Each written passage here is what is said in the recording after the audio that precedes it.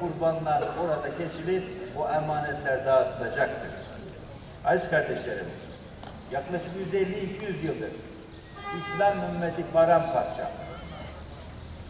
Her birisi ayrı mağduriyet. Aleyhisselatü Vesselam'ın doğru. Onun sünnetidir.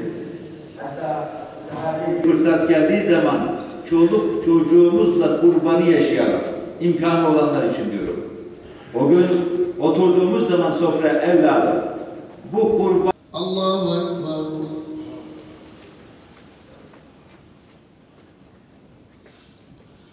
Semi'allahu limen hamidah. Allahu Ekber.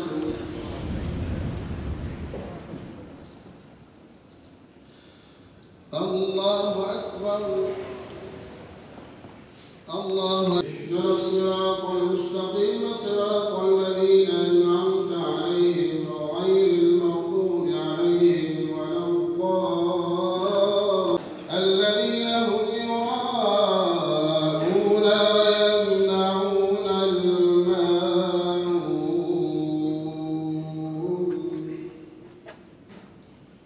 الله أكبر. الله أكبر. الله أكبر. الله أكبر.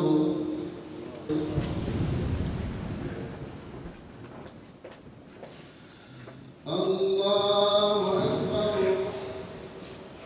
الله أكبر.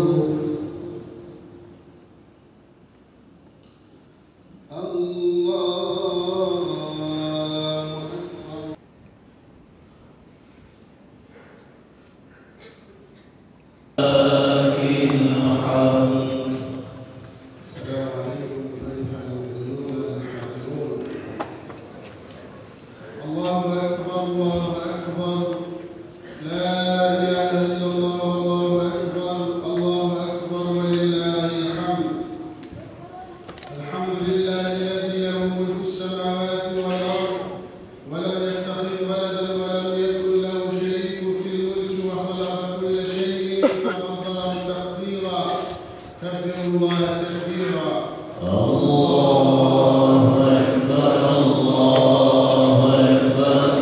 لا إله إلا الله. الله أكبر. الله أكبر ولله الحمد. سبحانه وتعالى عما يقولون علوا كبيرا. كبروا الله تكبيرا. الله أكبر. الله أكبر. لا إله إلا الله. الله أكبر. الله أكبر ولله الحمد. يا أيها الذين آمنوا اذكروا الله ذكرا كثيرا وسبحوه بكرة وأصيلا. كبروا الله تكبيرا. الله أكبر. الله أكبر. لا إله إلا الله. الله أكبر. الحمد لله نحمده ونستعينه ونستغفره ونعوذ بالله من شرور أنفسنا ومن سيئات أعمالنا. من يهد الله فلا مضل له ومن يضلل فلا هادي له. نشهد أن لا إله إلا الله وحده لا شريك له ونشهد أن سيدنا محمدا عبده وحبيبه ورسوله. اللهم صل وسلم وبارك على سيدنا محمد وعلى آله وصحبه أجمعين. أما بعد فيا عباد الله أوصيكم بتقوى الله وطاعته. إن الله مع الذين اتقوا والذين هم محسنون. أعوذ بالله من الشيطان الرجيم. بسم الله الرحمن الرحيم. لن ينال الله لحومها ولا دماؤها ولكن ينال التقوى منكم. صدق الله العظيم. وقال رسول الله صلى الله عليه وسلم: إن أول ما نبدأ به في يومنا هذا أن نصلي ثم نرجع فننحر، فمن فعل فقد أصاب سنتنا صدق رسول الله صلى الله عليه وسلم. Ey Muhammed Mustafa sallallahu aleyhi ve sellemin seçkin ümmeti. Cenab-ı Allah bu bayramlara, hayırlara vesile eylesin. Cenab-ı Allah bu bayramı, kurban bayramını dünya üzerinde artık kurban edilecek bir mümin kardeşimizi bize göstermesin. Bu bayramı Cenab-ı Allah ümmeti Muhammed'in dirilişine, ümmeti Muhammed'in bir ve beraber oluşuna, ümmeti Muhammed'in güçlenişine sebebiyet olması Cenab-ı Allah'tan temenni ediyoruz. Bugün Zilhicce ayının 10. günü. Mübarek Kurban Bayramı bizleri bir kez daha bu kurban bugünlere kavuşturan, bu kutlu günlere kavuşturan Yüce Rabbimize sonsuz hamdü senalar olsun. Bayramları hikmet ve önemini bizlere öğreten Peygamber Efendimiz Muhammed Mustafa sallallahu aleyhi ve selleme, onun ashabına ve ehl-i beytine salat ve selam olsun. Kardeşlerim, Efendimiz sallallahu aleyhi ve sellem böyle bir kurban bayramı sabahında ashabına şöyle seslenmişti. Bugün ilk işimiz bayram namazını kılmak, sonra da kurban kesmektir. Kim böyle yaparsa sünnetinize uymuş olur. Bayram namazından sonra Müslümanların Allah Resulü sünnetine temessük ederek bayram kurbanlarını keserler. Kurbanlarını keserken de şuna dikkat edilmesi gerekir. Kurban ibadetlerinizi her aşamasında, kurbanı keserken her aşamasında merhametle ve şefkatle muamele etmeliyiz. Çünkü Allah Resulü sallallahu aleyhi ve sellem diyorlar ki اِنَّ اللّٰهَ كَتَبَ الْاِحْسَانَ عَلَى كُلِّ شَيْءٍ Allah her şeyin en güzel şekilde yapılmasını emretmiştir tavsiyesine uyarak. Kurbanlarınızı kesim işlemini yaparken çevreyi kirletmeden, hayvana eziyet vermeden, kurbanın mahiyetine ve önemine binaen dikkatli bir şekilde ifa etmemiz lazım. Çünkü kurban paylaşmaktır. Kurban dayanışmaktır. Kurban yardımlaşmaktır. Kurban Allah'a kurbiyeti sağlamaktır. Kurban Allah'ın yarattıklarına kurbiyeti sağlamaktır. Gönüllerine girmektir. Yüce Rabbimiz Kur'an-ı Mübin'de buyurarak demin okuduğum ayetin manası kurbanların ne etleri ne de kanları Allah'a ulaşır. Allah'a ulaşan yalnızca sizin takvanızdır buyurmaktadır. O halde İslam'ın emrettiği yardımlaşma adabına uyarak kurban etlerini akrabalarımızla, komşularımızla, yetimlerle, öksüzlerle ve ihtiyaç sahipleriyle paylaşalım. Hanelere huzur ve mutluluk, gönüllere sevgi ve muhabbet taşıyalım. Kardeşlerim, bayramlar Allah'ın kullarına ihsan ve ikramıdır. Bayramlara yakışan neşe ve mutluluktur.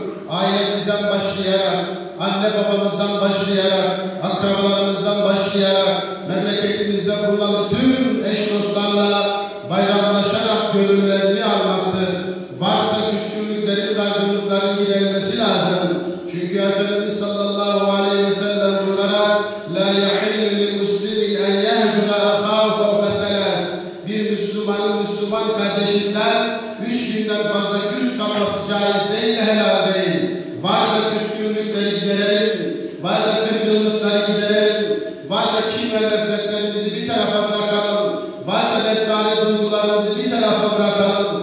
Bugün neşe günüdür, bugün mutluluk günüdür, bugün bayramdır, bugün Muhammed Mustafa'nın bize emanet olarak bıraktığı sevinin dedi, yakınlaşın dedi, kaynaşın dedi, kardeşlik duygularınızı en üst zirvede yaşayın dediği günlerdir. Bu bayram sabahında şu hususu bir kez daha hatırlayalım. Müslüman kardeşlerimizi unutmayalım. Dünya üzerinde, özellikle Gazze'de ve dünyanın dört bir yanında zalimin zulmü altında ilim inleyen kardeşlerimize dualarımızı esirgemeyelim. Kardeşlerimize maddi ve manevi desteklerimizi esirgemeyelim. Kardeşlerimizin yanında olduğunu en kılcal damarlarımıza kadar haykırarak, dile getirerek yer aldığımızı ifade edelim. Çünkü Efendimiz Aleyhisselatü Vesselam diyorlar ki Müslüman Müslümanın kardeşidir. El muslimu ahul muslim. La yadlimu. Ona zulmetmez. Onu düşmana teslim etmez.